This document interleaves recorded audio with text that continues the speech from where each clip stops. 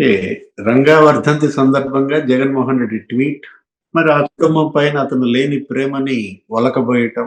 అంటే ఒకటి ఇక్కడ నిజంగా నీకంత ప్రేమ ఉంటే నీ పార్టీ నుంచి మరి రంగా కొడుకు రాధా వెళ్ళిపోయే పరిస్థితులు ఎందుకు కల్పించావు? అంటే రాధాని చూస్తే నీకు అసూయ? అంటే నీకన్నా అతనికి ఎక్కువ క్రేజ్ ఉందనా? అంటే నీ కుటుంబంతో సమానంగా ఆ కుటుంబానికి ప్రజల్లో మరి ఆదరణ ఉందనా? ఇప్పుడు ఇవాళ వంగవీటి రంగా ఆయన చనిపోయి ఇప్పటికి 37 ఏళ్ళమ్మా. ఆయన ఎన్నాళ్ళు పనిచేశాడు? 3 ఏళ్ళు ఎమ్మెల్యేగా పనిచేసి 37 ఏళ్ళు మరి ప్రజల గుండెల్లో నిలిచిపోవటం సాధ్యమా? ఇప్పుడు ప్రజల గుండెల్లో నిలిచిపోవటం సాధ్యమా? అంటే పని చేసింది ఎమ్మెల్యేగా 3 ఏళ్ళే.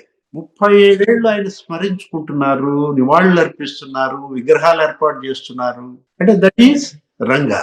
రంగాకున్నటువంటి క్రేజ్ అది. ఏది వంగవీటి కుటుంబానికి ఉన్నటువంటి ఇమేజ్ అది. దాన్ని క్యాచ్ చేసుకోవడం కోసం రాజకీయ పార్టీలు మరి వాళ్ళ ప్రయత్నాలు ఆళ్ళు చేస్తున్నారు. జగన్మోహన్ రెడ్డి కూడా అంతే. నిజంగా తన పార్టీలో అతను ఉన్నప్పుడు రంగా కొడుకు తీవ్రంగా నిర్లక్ష్యం చేశారు. అతని ఓటమికి కృషి చేశారు. ఇవాళ మనం తీసుకున్నట్టయితే ఈ అసూయ ఒక జగన్మోహన్ రెడ్డికే కాదు. జగన్మోహన్ రెడ్డి తండ్రి రాజశేఖర రెడ్డి కూడా అదే. ఇది ఆ రోజు మరి రాజశేఖర రెడ్డి వంగవీటి ఇప్పుడు ఈ రాధాకృష్ణ ఎమ్మెల్యేగా పోటీ చేశాడు ప్రజారాజ్యం తరఫున. ఎందుకు ఓడిపోయాడమ్మా? ప్రజారాజ్యం పార్టీ తరఫున 17 మంది గెలిచారు దగ్గర దగ్గర. 18% ఓట్లు వచ్చాయి అప్పుడు చిరంజీవి పార్టీకి. ఇప్పుడు కాంగ్రెస్ నుంచి బయటకు వచ్చి అతను ప్రజారాజ్యంలో చేరాడు. ఎమ్మెల్యేగా ఉన్నాడు. అతను ఎలా ఓడిపోయాడు? ఎవరు ఓడిచ్చారు? విశాఖ సెంట్రల్‌లో మల్లాది విష్ణు ఎలా గెలిచాడు? అది కూడా ఎన్ని ఓట్లతో? 850 ఓట్లతోన. అంత స్వల్ప మెజార్టీతో విష్ణు గెలుపు వెనక ఉన్నదెవరు? రాజశేఖర రెడ్డి కదా! ఆ రోజు ఇప్పుడు ఈ రాధాకృష్ణ రాజకీయ భవిష్యత్తుని కాలరాయటం పైన నేను మాట్లాడుతున్నాను. తండ్రి కొడుకుల పాత్ర గురించి నేను చెప్తున్నాను.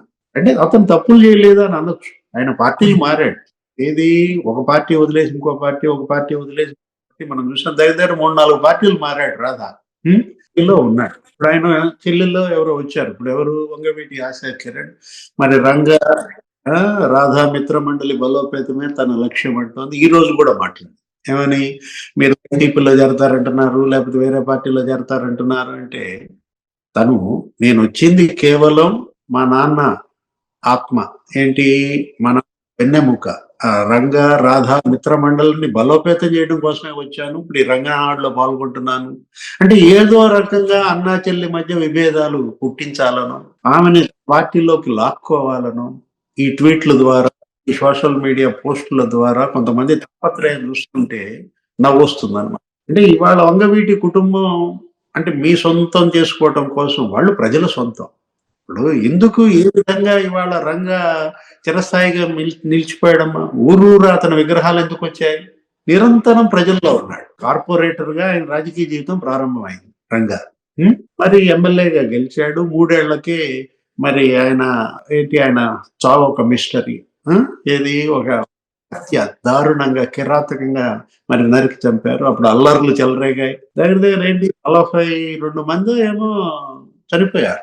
అప్పుడు విజయవాడ అగ్నిగుండమైందనమాట. ఆ! ఆయన దీక్షలో ఉన్నాడు. 40 రోజుల పాటు దీక్ష చేస్తున్నటువంటి మనిషిని మరి చంపేసిన దీంట్లో జనం రెబెల్ అయ్యారు. ఆ రోజు కాపునాడు అని చెప్పి ఒక పెద్ద భారీ బహిరంగ సభ పెట్టారు. కాపునాడు నిజంగా మనం చూసినట్లయితే ఆ కృష్ణా ఇసుక తిన్నెల పైన అసలు మొత్తం ఎరగబడ్డారు జనం. అంటే ఏంటి?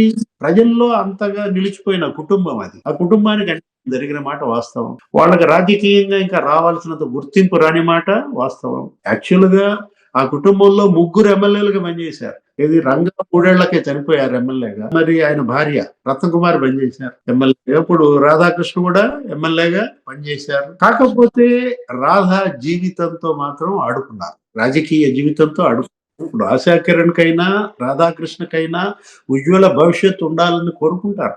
రంగా అభిమానులుగా ఎవరైనా సరే. మనం ఇక్కడ తీసుకోవాల్సింది, చూసుకోవాల్సింది ఏంటంటే వాళ్ళనేదో మా పార్టీలోకి లాక్కుని మేమేదో మరి మా పార్టీని నిలబెట్టుకోవాలనే తాపత్రయం ప్రజలు ఇవాళ దాన్ని హర్షించరు. ఏది? ఇక్కడ ఇవాళ కావాల్సింది ఇప్పుడు రంగనాడు ఈరోజు చేస్తున్నారు విశాఖపట్నంలో. పివి సునీల్ కుమార్ కూడా మాట్లాడుతున్నాడు. ఏంటి? ఆయన ఐపీఎస్ సస్పెండెడ్ అనుకుంటాను. ఆయనేంటి? కాపులు, దళితులు ఏకం కావాలి. మనకి వాళ్ళ జనాభా శాతంలో అత్యధికం. ఆ! కాపు, దళిత మరి ఏకం గనక జరిగినట్లయితే రాజ్యాధికారం మనదే. మీరు సీఎం పదవి తీసుకోండి. మేము డిప్యూటీ సీఎం తీసుకుంటాం. మా హర్ష కుమార్‌కివ్వండి. మా శ్రవణ్ కుమార్‌కివ్వండి. మా విజయ్ కుమార్‌కివ్వండి. లేదు ఇక నాకివ్వమని అడగలేదులే అది వేరే విషయం. ఏది ఇప్పుడు కుమార్, కుమార్, కుమార్ అంటూ ఆ కుమార్ల జపం హ్మ్. అంటే ఒకటిక్కడ కాపులు, దళితులు ఏకం కావటం అనేది వాళ్ళు తీసుకుంటారు. వాళ్ళు చూసుకుంటారు. సరే కులాలను కలపటం అనేది మంచిదే. దాన్నెవరు కాదనరు. సునీల్ కుమార్ యొక్క ఆకాంక్ష అదేంటి సమాజంలో అన్ని కులాలు కలిసికట్టుగా ఉండాలి. కుల ద్వేషాలు పోవాలి. మళ్ళా అలాంటియి జరగకూడదు. ఏది అల్లర్లు, సామూహిక దహనాలు, సామూహిక హత్యలు అది గాదు గదా! ఇవాళ ప్రజలు కోరుకునేది. నువ్వు నువ్వు బతుకు, నీ పక్కాడిని బతికిచ్చు. నీ వలె నీ పొరుగువానిని ప్రేమించుమని గదా! ఈ జీసస్ చెప్పేది.